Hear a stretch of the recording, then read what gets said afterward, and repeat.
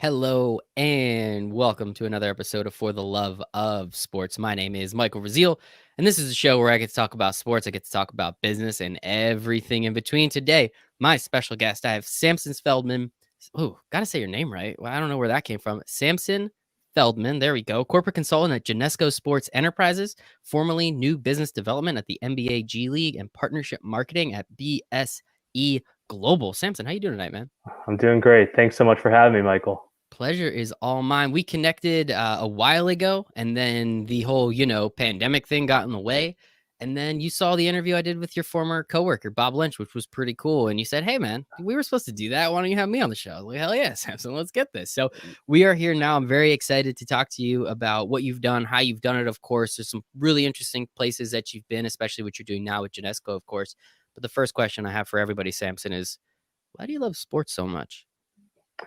I love sports because it's all I really wanted and knew and wanted to be good at and successful in starting at a young age. And then, as I got older, you start thinking about careers and how do you turn a passion into a profession. So it just naturally was already gravitated towards sports. And I figure, why not combine that and, make it a profession and try to do something with it. At what age was that like a realization? Like I kind of knew sophomore year of high school, I was not going MLB. I kind of knew wasn't going to the show anytime soon. And that's kind of where I started to pivot and understand like, all right, well, like, what do you do if my dream of being a baseball player growing up is not going to happen?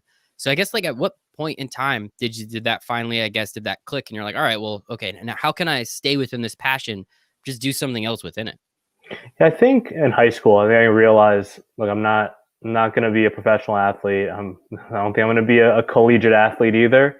So as I was starting to apply to schools, starting to think about what do I want to major in, and my dad worked in business, and I just had also just a natural gravitation towards business. So I figure, again, why not take my interest in business and try to turn that into a profession and a career in the sports industry. So that's kind of where I think it started, was in high school, and then just try to say let me try to study business in college and figure out how do I kind of navigate the sports industry from there. I love it. And I'm sorry, but I have a little shameless plug here. I did just finish writing my first manuscript of my book called Winning in Sports Business, where I got to interview incredible people like yourself, some a little higher, some a little lower on the totem pole, on what they did and how they did it. So that will be released December of 2020. So I apologize, Samson. Had to scoot that one in there. But with that in mind, I All mean, good. the coolest thing I think about sports business is that it's an industry, right? And that's why I really love what you've done throughout your career. And I think too many people don't realize that sports is an industry. Consumer packaged goods is an industry, right? Like health and wellness is an industry. There are so many different opportunities. You don't just have to sell tickets for the Mets where, they're going to lose every other game anyway. So with that in mind, I guess where and why did your path lead down this brand consulting, this partnership marketing, this sports marketing? Like again, business is huge. Why did you, I guess, how were you funneled into this path? Sure. I think I just started with my first internship and, started with my first experience in the industry, which was I interned at IMG. At the time it was IMG, and Mhm. eventually became IMG WME and Mhm. Endeavor Oh, 160 over yep. 90. Yeah, yep. And I was working in their consulting group, and got to help. I got some exposure to the Kia and NBA partnership and what it meant to be, you know, a sports marketing agency working on behalf of a brand that is spending a ton of dollars against this, global property in the NBA, and just figuring out. And I think that experience was like in working at an agency. Of course, I was representing the brand, but just then you're interacting with the property. The agency side gave me a good, just holistic view of the industry as a whole. So that was, my first experience, and then I always just once I had that experience, I just loved, I think, working with brands, and I love partnerships. I love trying to create value, and that's what I saw, you know, these sponsorship relationships as was, partnerships, and how are brands extracting value from the property, and vice versa. And I think, that's something I enjoy, is kind of just always try to find solutions, trying to bring people together, bring partners together, and where everyone feels like it's mutually beneficial and everyone feels like they're gaining something out of it. Win, win, win, as Michael Scott would say. We all love The Office, right? But I think, obviously where you start is really important, right? It's always interesting. I'm sure there was more than one internship you could have got. Obviously, IMG, very well known brand, well known name, let's say. I mean, it's interesting because you might have been able to go somewhere else and you would be going down a completely different path, hopefully still within sports, but you never know. So another thing that I saw when I did a little research on your career and your path, one place that you were at, the Manhattan Sports Business Academy. It's really, really interesting. It's in New York City. A buddy of mine, shout out Nick Hayden. He's actually currently working there in some capacity. Sorry, Nick, don't remember exactly what it is, but he does something. He's like the director, if I'm not mistaken. Obviously, it's a little different now with the pandemic than what you were doing. But with that in mind, tell me a little bit about the Manhattan Sports Business Academy, and I guess how that was able to help even further kickstart your career. Sure. So I went to NYU, and when I was at NYU my senior year, that's when it was kind of pedal to the metal. What am I going to do after I graduate? So one of the things I did was the IMG internships that I talked about. But then, after I actually, during that time when I was at school, as I was networking, I met one of the co-founders of MSBA, Ben Sterner, who runs his own agency called Leverage Agency. And I brought him in as a speaker to speak to the students my senior year. So that was the start of the relationship. And then, once I graduated, as I was coming up on graduation, I didn't have a full-time offer. My school, we had a sports business program, but I was in the undergraduate business school.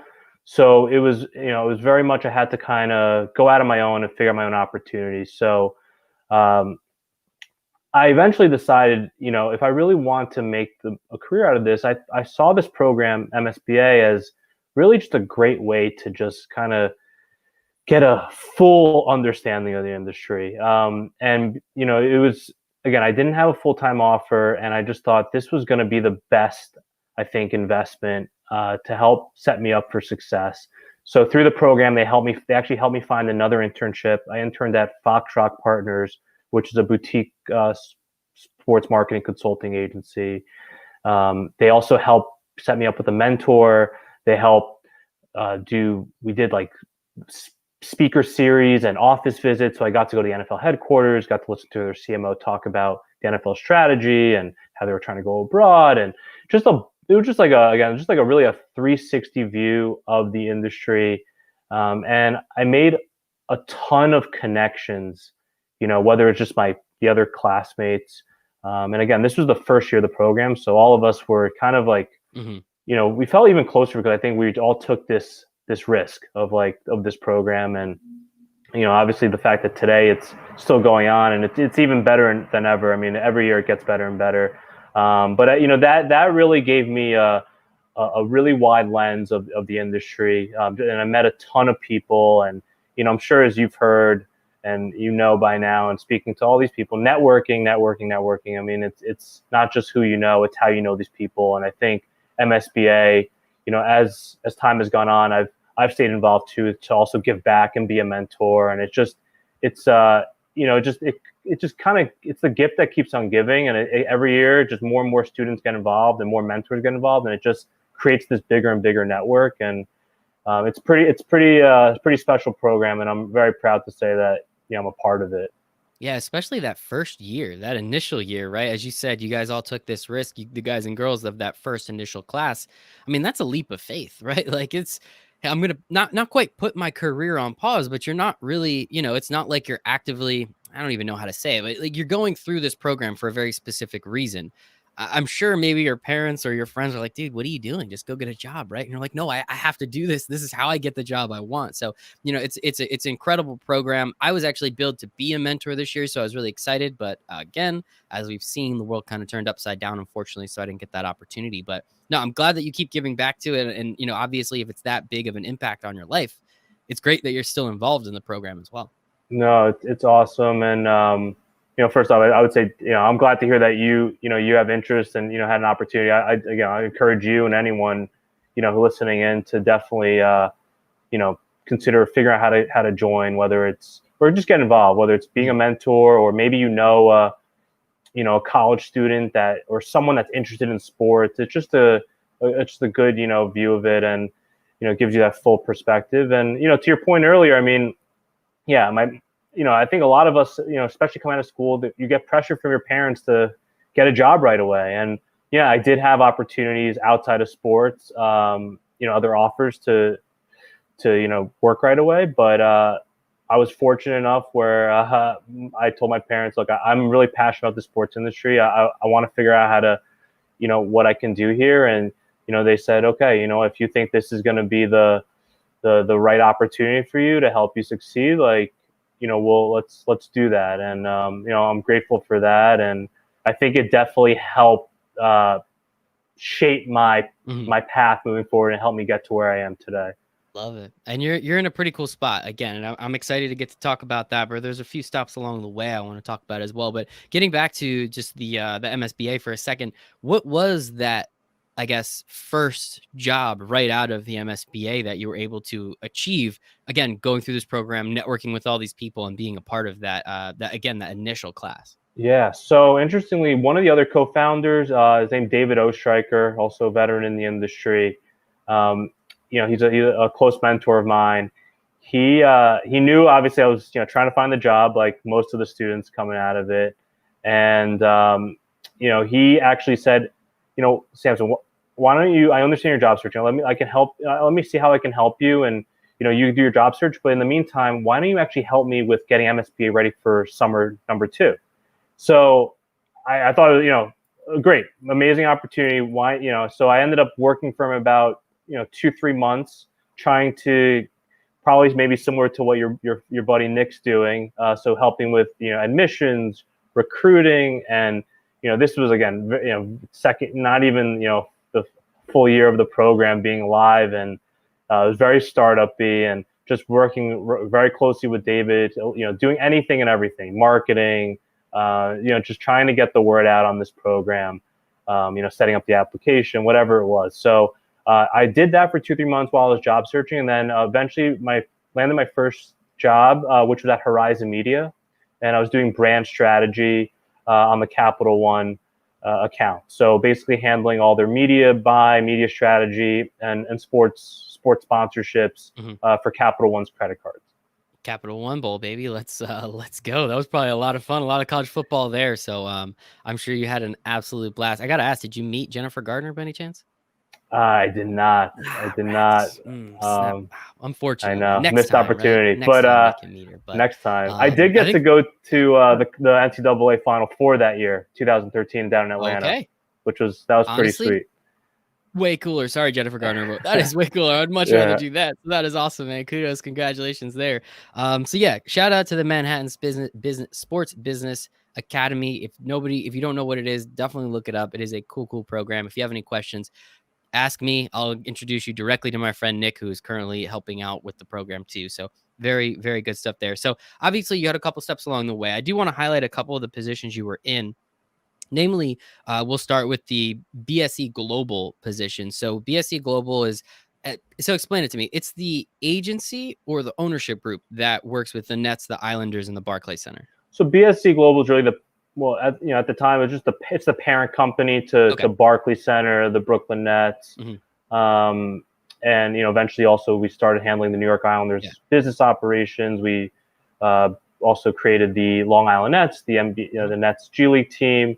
So it's really, just really the parent company, and that name also changed over time. But BSC was Brooklyn Sports Entertainment, Mhm. and then it became BSC Global. Yeah. You kind of have to drop the Brooklyn if you're going global. Shout out Brooklyn. Yeah. But I think so. It's a really interesting spot to get in, right? So you're working with an NBA team. You're working with an NHL team eventually, and we'll get to like the inclusion of the Islanders because they came in about halfway or part of the way through your time there. You're working with this venue, you got concerts, you have all these things, and it's in a spot that never had this NBA team before, right? So I'm from New Jersey, so I grew up a Nets fan because we had two teams here in New Jersey, the Devils and the Nets. So I was like, well, I have to root for them, right? That and the XFL New Jersey, New York Hitmen. I was a fan of them as well. But with that in mind, like, what is it like working through this company, BSC, to the diversity of potential partnerships and trying to do you then I'm kind of curious, do you go to a partner and say, hey, I can align you with all of these things, or is it, hey, we're going to utilize you for this, or we're going to utilize you for that? Like, how did you go about those conversations and those meetings to, as you were saying before, add value and make sure that we're all hitting that win-win-win opportunity? Sure. So most of my work there was really, I was in the partnership marketing group. So Mhm. we were really, it was more, account management, activation, but then yes, up the ability to upsell. I did Right. help on some new business as well, but my main focus was partnership marketing and upselling existing clients. With BSC, I mean, I started at a very special time. I started, it was about 1 year after the team was in Brooklyn. Mhm. So this was going into season 2, and I also grew up as a New Jersey Nets fan, originally from New Jersey as well. Nice. So to finally, it was also a dream come true for me to work for my favorite team, and also to as a fan growing up and to be a part of that transition. I mean, we both know it took a long time to Mhm. finally get that team to Brooklyn. So then to be a part of it, and then when I started, that was right after the big trade. So we got Pierce, Mhm. we got Yep. Garnett, and then we Yep. hired Jason Jason Kidd. Terry. Yeah, We got don't Jason forget Jason Terry. Terry. Don't forget Jason Terry, the Jet, and then we hired Jason Kidd as the coach. And we're on, next thing you know, we're on the cover of Sports Illustrated. So special time that I started, and then it was just, I think the team was just just the brand itself was, it was very hot from the get-go. I think Mhm. naturally partners wanted to affiliate themselves with the Brooklyn Nets, being this new team in the big market. And then as time went on, like as I started to gain more responsibility, started to manage more accounts and some more more blue chip brands. Once as time went on, and as we brought on like the business operations for the Islanders, or the started working on the G League's Long Island Nets, it was at that point I had strong relationships with these accounts and partners that it made just for an easy conversation to say, hey, we've this partnership with the Nets has been doing pretty well. We're also starting to handle the Islanders and Long Island Nets. Here are some of the different assets that we think we can replicate from your Nets partnership, or here are some new types of executions and programming we can look at. And then, that's how the conversation started. So I think it Mhm. was helpful to have like that existing relationship already. Show we can activate a partnership, with one team. Why can't we start looking at different Mhm. sports and different types of properties? And how did you go about those conversations? And I guess, like, obviously it's not one size fits all, right? Like, if someone is a hockey brand, right, they're not just going to be like, yeah, shoot, let's advertise in basketball. Like, obviously the demographics Right. are different, the numbers are different, but how like do you figure out what are you looking at as the strategic guy behind the scenes? What are you looking at to say, all right, this is working really well with the Nets. Hey, Islanders, they're coming in, we think this aspect of the Islanders business could connect really well with what you're doing. Like, how are you looking at these companies and these partners again? Because you're not just trying to throw stuff at a wall and make a bunch of money. Like, we can make a bunch of money doing anything. You obviously have some morals and integrity, and we all say thank you for that, Samson. But how did you look at those conversations, and how do you know when something is really a fit for one of these brands? Sure. I think at the end of the day, you can't force anything down people's throats, right? And you have to really find the need and create it. But again, I think naturally though, it's just problem solving and just, and ultimately things have to make sense, right? I mean, you have to, look at the demographics, right? I mean, obviously the Brooklyn Nets demo is different than New York Islanders demo. I mean, even just geographically, it's very different, right? I mean, Brooklyn Nets, you still have fans coming from Jersey, Long Island. The Islanders, those are Long Island people. I mean, for the most part. So demographics, and then I think just depending on the brand that you're talking to. So if you're talking to a bigger brand like Geico, I mean, makes a ton of sense, right? They're already activating in the NHL and all these other sports, and but then when you look at smaller companies like more local company, more regionally focused, what maybe it's like a supermarket or a busing company. It's gonna again, so with the smaller companies, it's also gonna just come down to does it make sense? Does it demographics, budget, and I think for ones where maybe some of those things don't line up as well, that's again where you have to be even more creative and you can't just copy and paste what we're doing with the Nets. Like that's where you have to really show what can we do with hockey. And I think part of that it's also an education process. I mean, frankly, I didn't know too much about hockey until I started working the Islanders, and then which was amazing because I wanted more. I think wanted more responsibility, wanted more exposure to all facets of the industry, and I think once I was able to better understand the sport, whether it's just just being around the game and actually physically also being at these games and understanding a dashboard signage is different than a courtside signage. So it's just understand the nuances of the game and then being able to educate your partners and again understanding what are their goals, what are their challenges, and then figuring out some type of marketing play within the game of hockey, or again within the G League or whatever other properties we had at our disposal, and then just providing a solution.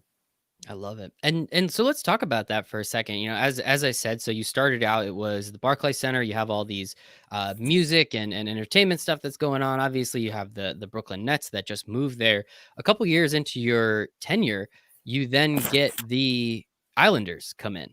So what is that like? I mean, and maybe we could talk about it a little later. You don't work there anymore, so maybe we can be honest.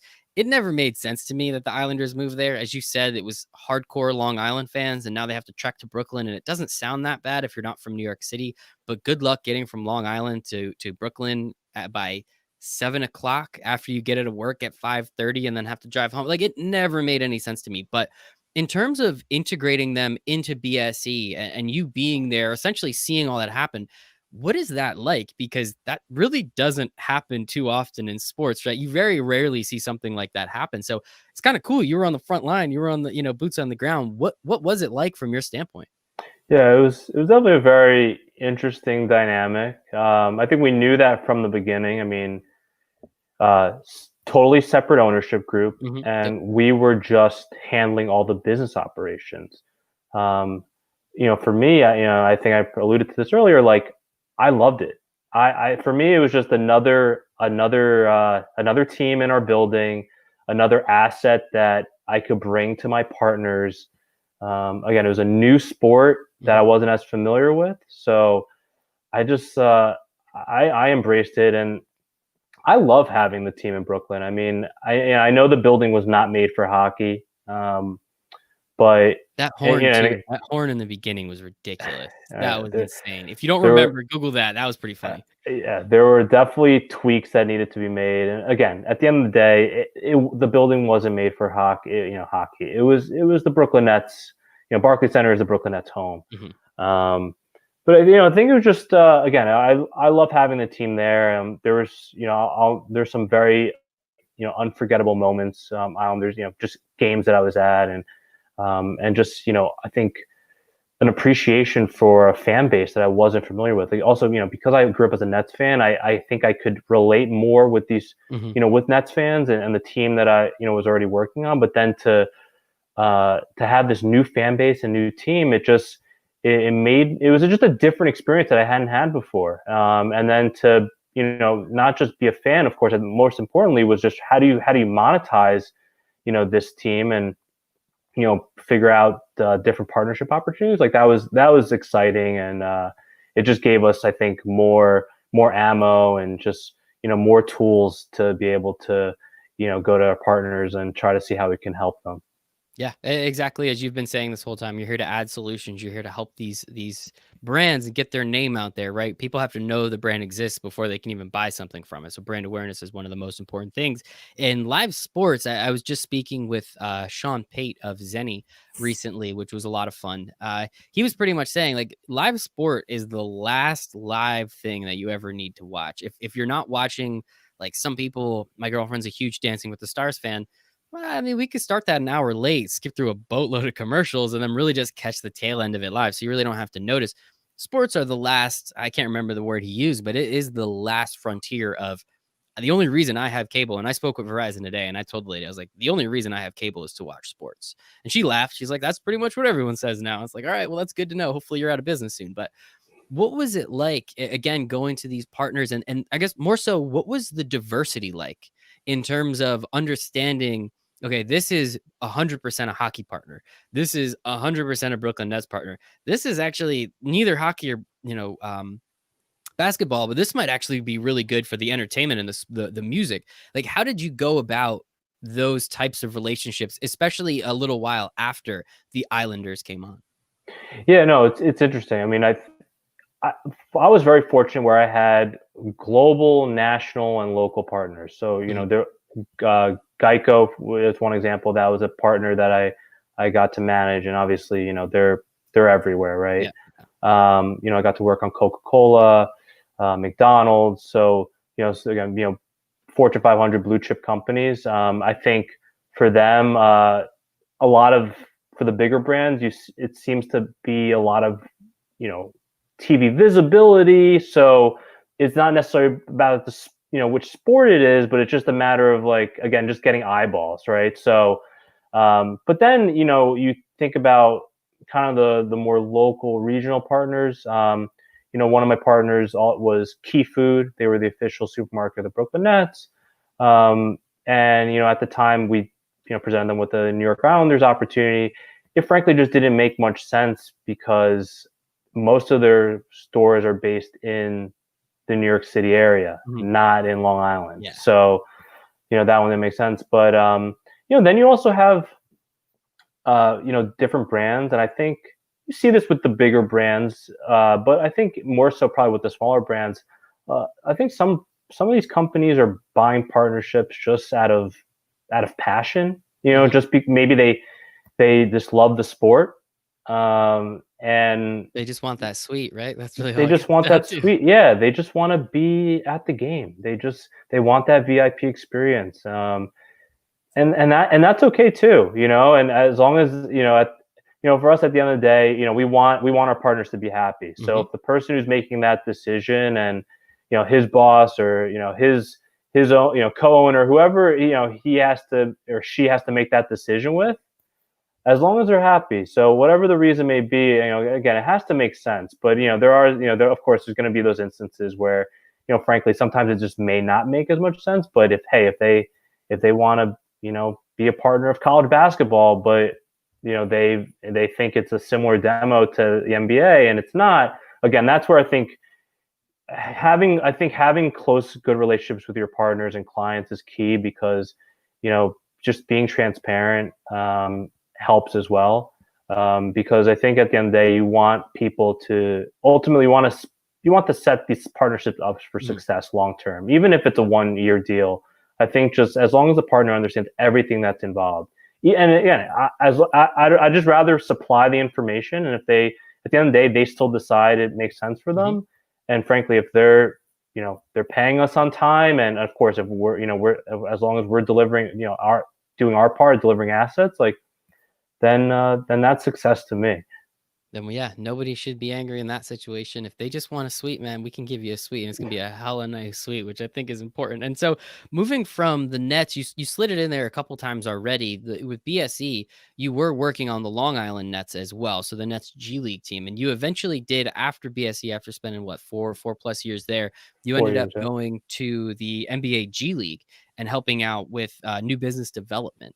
So the NBA G League, for people that don't know, it used to be the developmental league. Then Gatorade came in, they rebranded it to the G League, which I think is absolutely fantastic, really smart on their part. But it is the minor leagues essentially of the NBA. And so one thing, I'm a huge baseball fan, and minor league baseball, minor leagues is usually synonymous with baseball at that point. They have to do the craziest stuff just to get people to come to the ballparks. Because unless there's like a really top prospect on one of the teams, you really don't care that much. You're just kind of going. It's a $10 ticket. Okay, there's some beer and a hot dog. Spend a couple of hours, and then you can go back home with something to do. But in terms of the G League, what was that like? Because the G League really didn't start to catch a stride for a few years into its inception. What was that like for you? And I guess how fun and creative were you encouraged to be to, again, just try and get as much new business to come along as possible?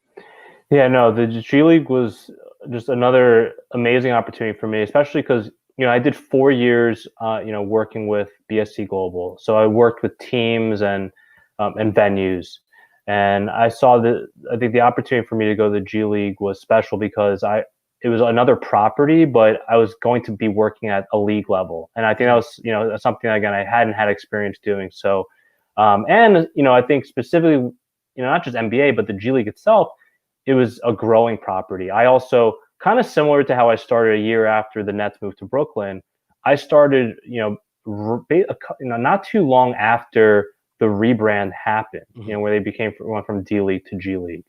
And, that the G League, I mean, just like with minor, when you think of minor league sports, it's, definitely you have that flexibility, right? You're supposed to be innovative.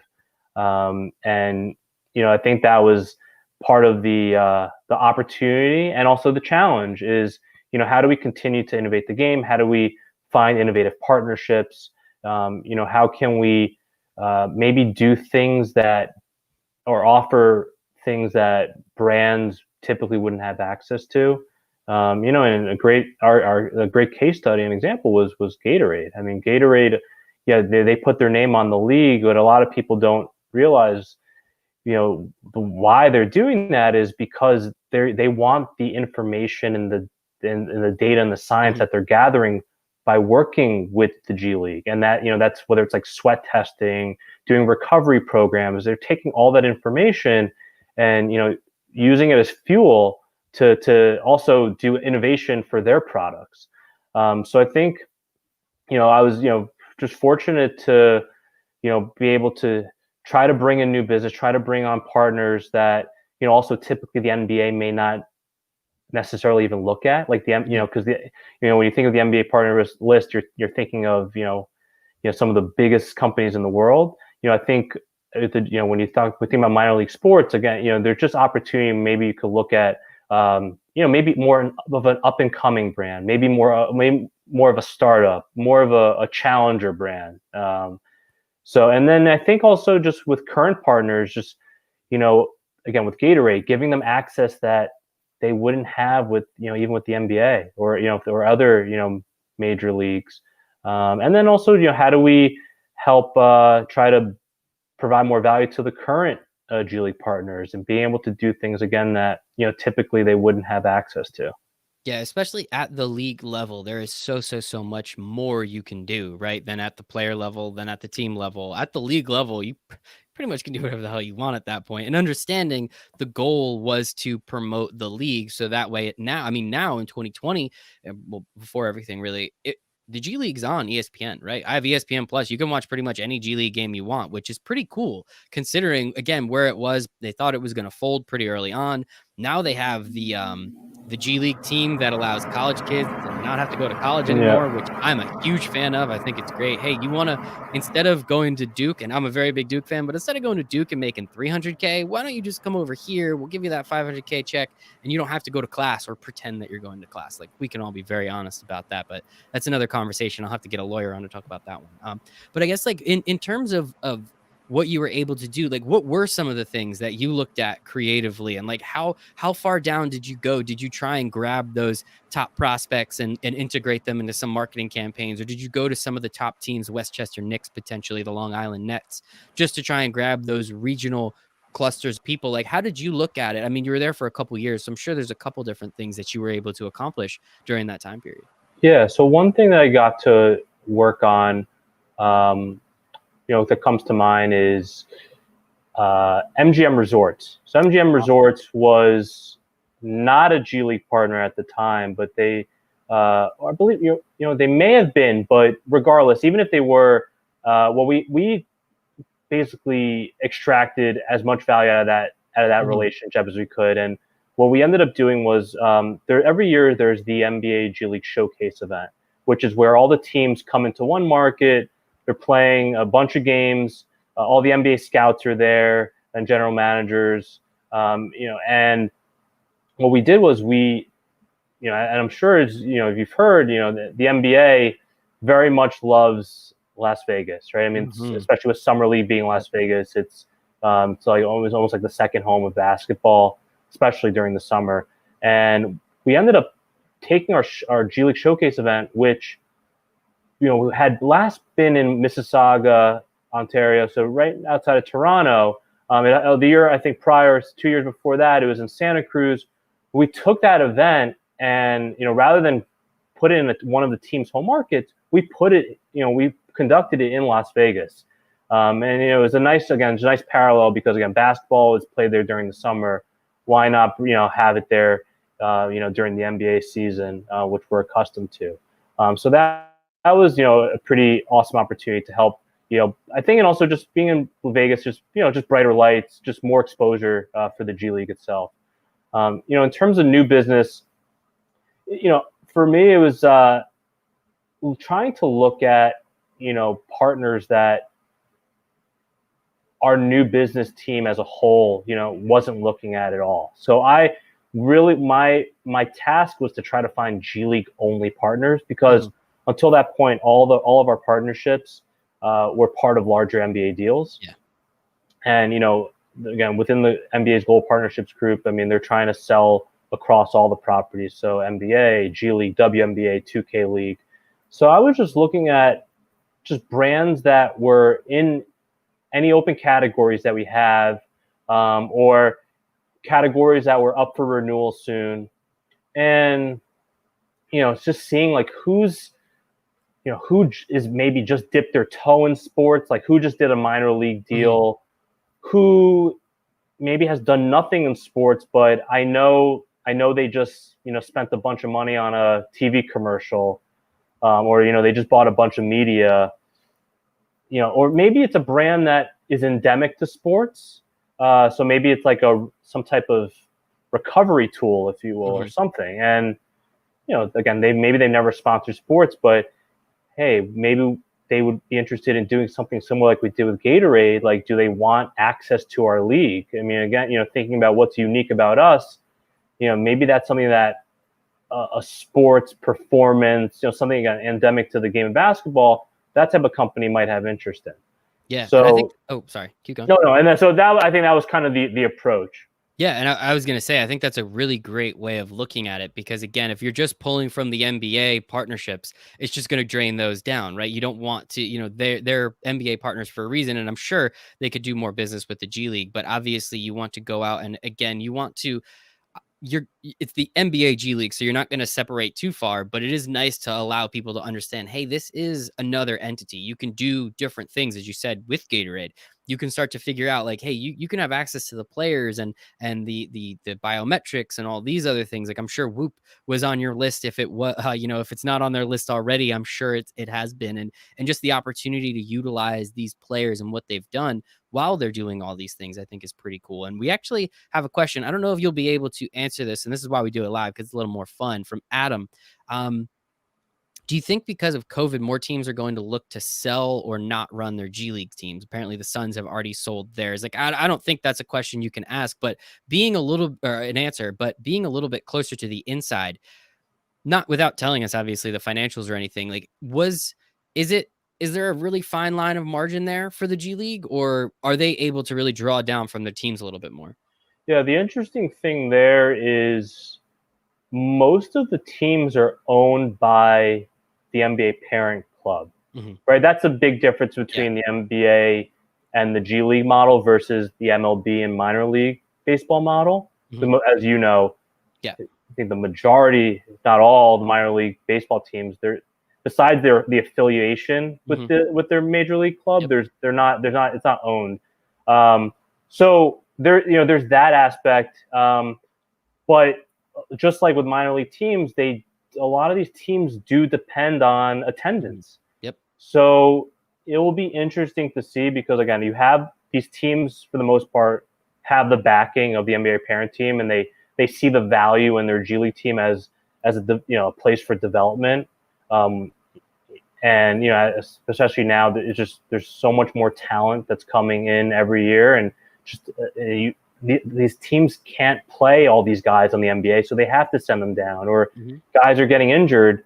You're seeing all-star caliber players that also still get sent down to play with their G League team because they don't want them playing full 5-on-5 against their NBA squad. So there's always going to be that, but then of course, I mean, I think, and we saw it with minor league baseball, if teams are not able to be financially stable, it's gonna be a tough proposition to keep it. So I think you're gonna see you're almost gonna see a little bit of business first basketball. I think that's Mhm. where it's gonna. I think that's maybe where the decision comes is, okay, maybe financially we're struggling, but does it still make sense from a basketball perspective? To run the team. So Mhm. I hope there's I hope that doesn't it's not the case. I mean, I hope teams, the G League teams continue to be successful, and this professional path team that you were mentioning, I hope they're able Mhm. to get things up and running smoothly, given COVID. So it'll be interesting to definitely see as time goes on. Yeah, it's unfortunate as you were kind of talking about with the MLB. I mean, they're considering, I think, wiping out about a third of the teams affiliated. And as you said, the team affiliation is very important because that is something that drives attendance, right? I'm going to a Syracuse Mets game because I want to see the Mets top prospects.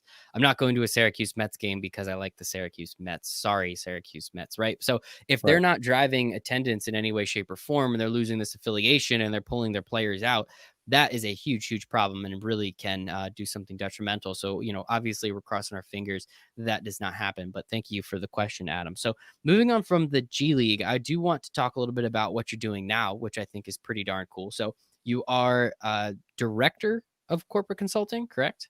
Correct. Director of corporate consulting at Genesco Sports Enterprises.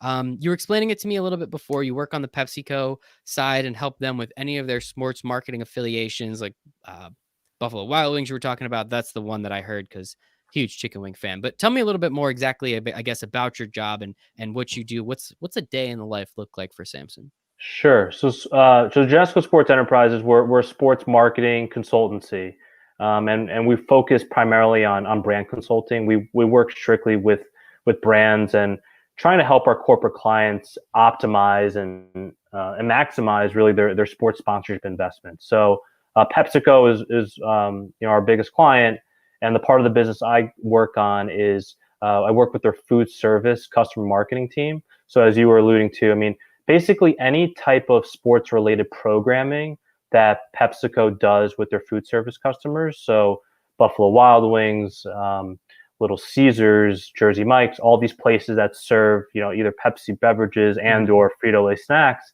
It's just kind of helping create and then execute different types of programming. So, day in the life, to give you an example, one very exciting campaign I got to work on. I'm not sure if I know you're a Jersey guy, so maybe you might be a Jersey Mike's fan.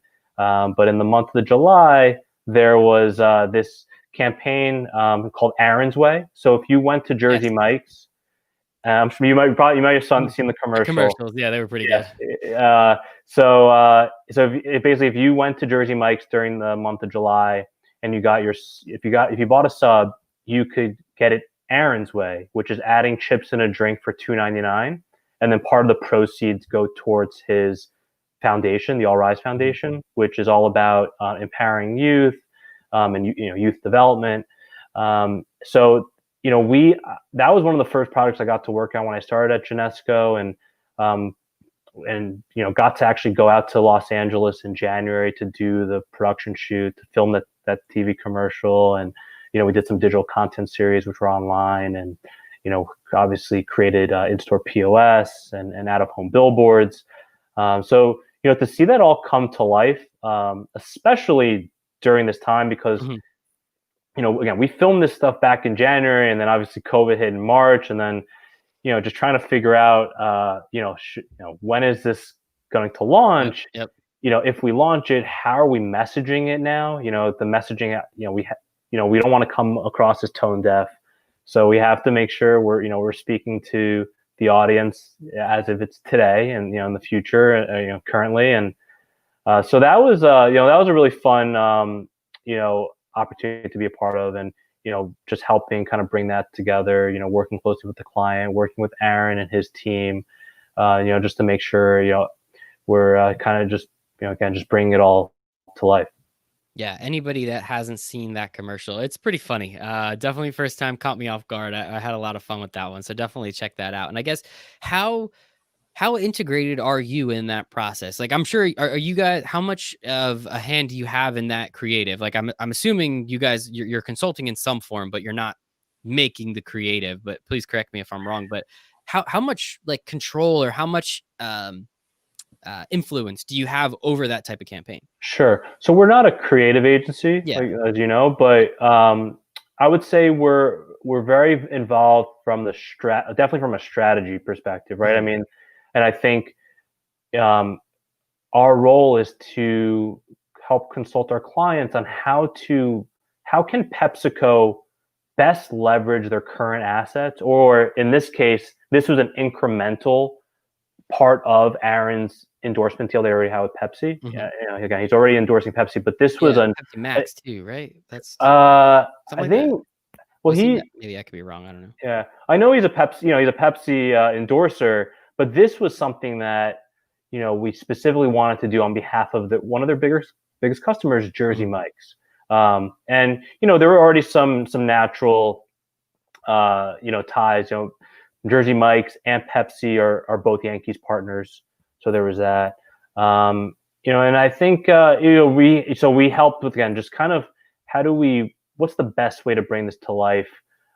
We help negotiate that separate endorsement deal with Aaron. Want to make sure we're unlocking as much value as we can, right? So are we putting in the proper amount of production time, making sure we're getting some signed autographed items that Pepsi can have, or even better, make sure the Jersey Mike's CEO or executives can have something, to I think we just to help them as a keepsake to about this for this campaign. So again, not really just kind of managing, really very very ingrained. I guess is the short answer, and just kind of managing the process. Working on behalf on the client to make sure we're getting as much as we can, from Aaron. And ultimately we how do we just drive value back to Jersey Mike's? We want to help Jersey Mike's sell more subs and ultimately sell more Pepsi products and and Frito-Lay chips.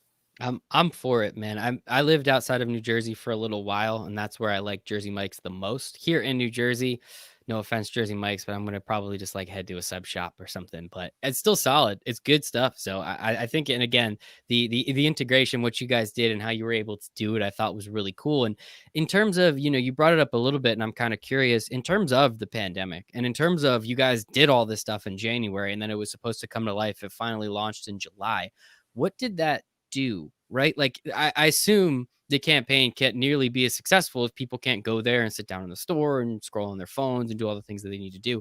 How did you still see it affect Jersey Mike's business, even with everything that's going on?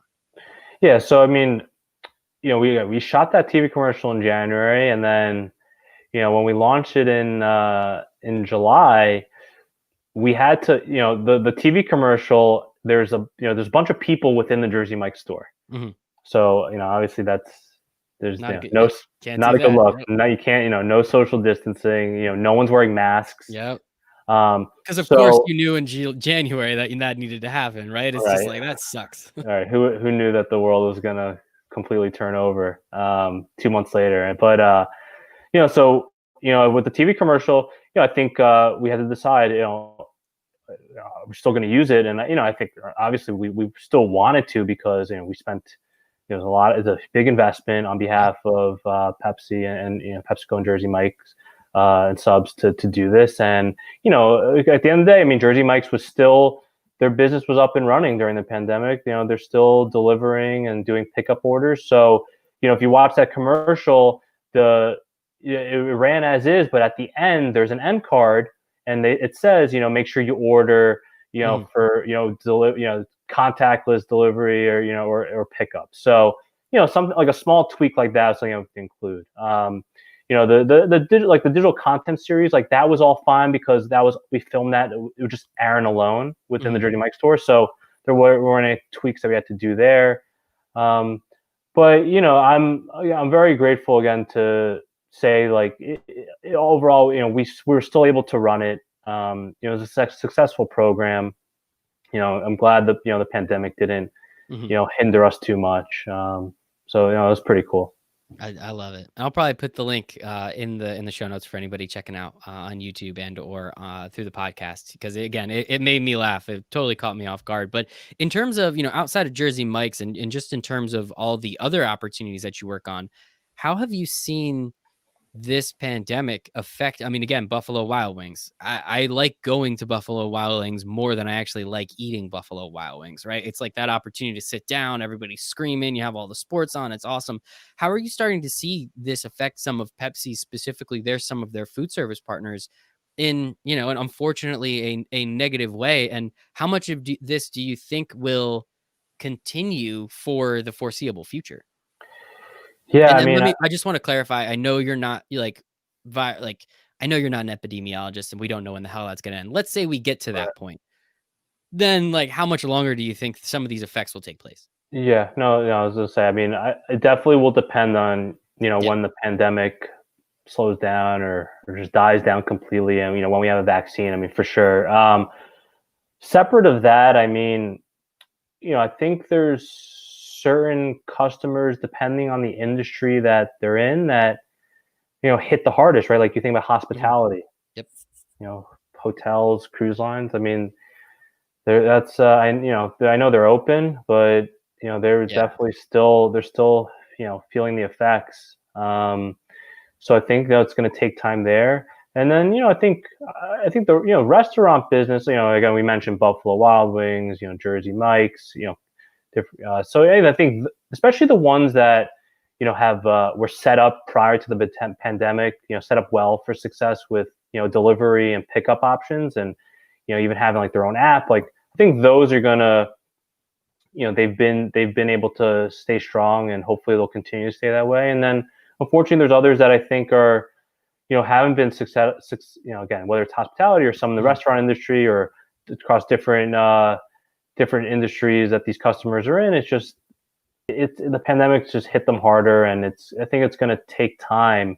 And I think a lot of them are just going to try to figure out first and foremost, how can they just sustain their business? How can they stay alive within this pandemic?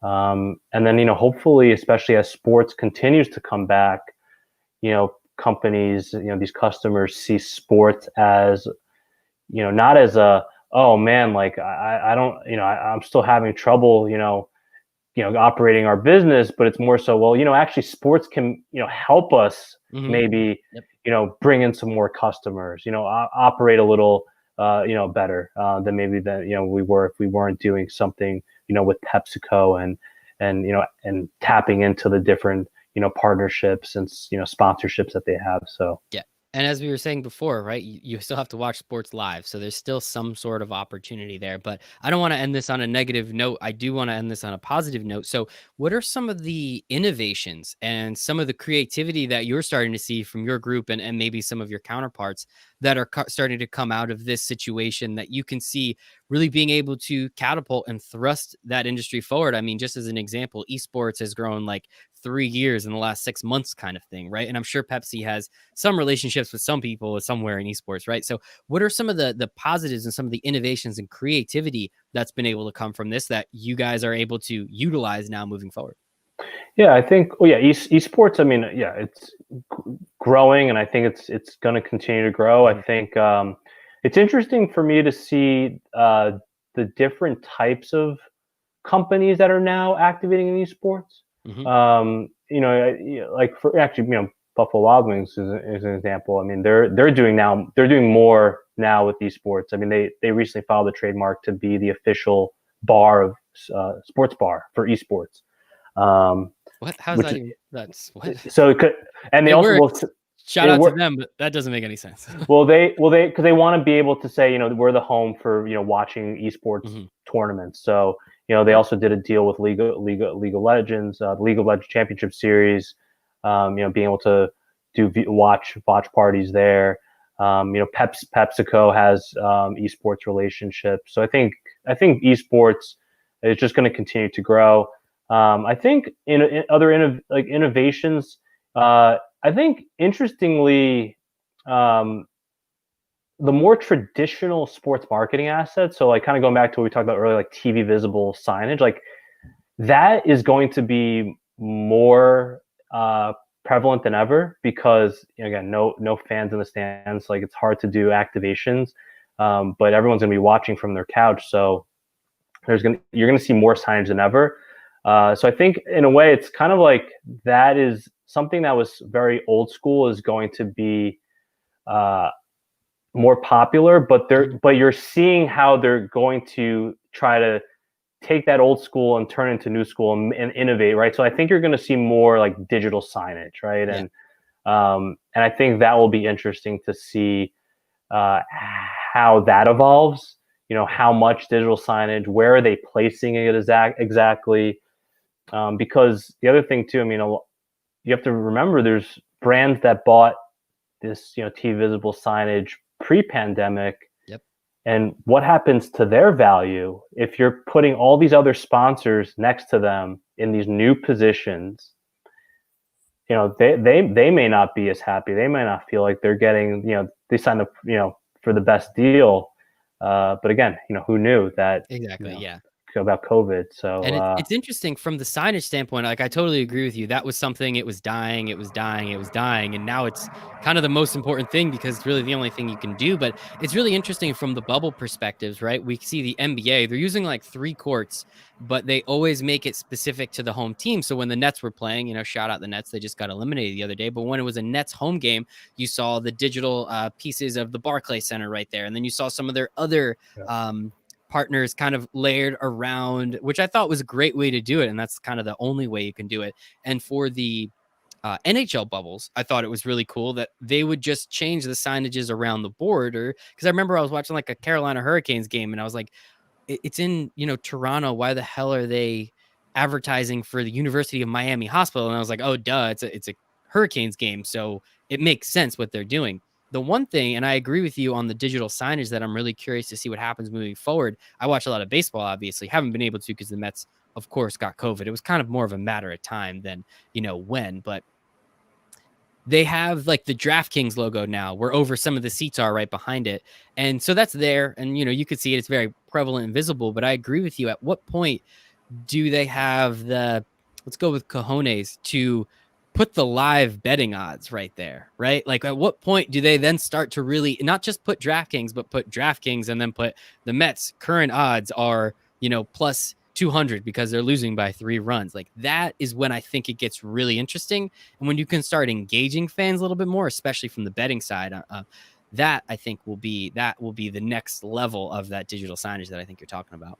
I agree with that, and yeah, I think the other thing too is yeah, social digital for sure is going. I mean, Yeah.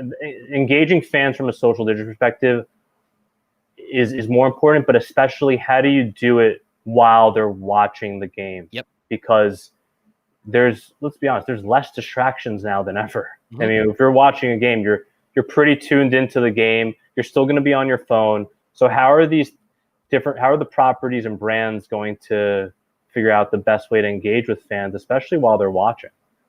And that is a job for our friend Samson Feldman. He is the director of corporate consulting at Genesco Sports Enterprises. Samson, this was a blast, man. Thanks so much for your time today. Likewise, appreciate it, Michael. Take care. Stay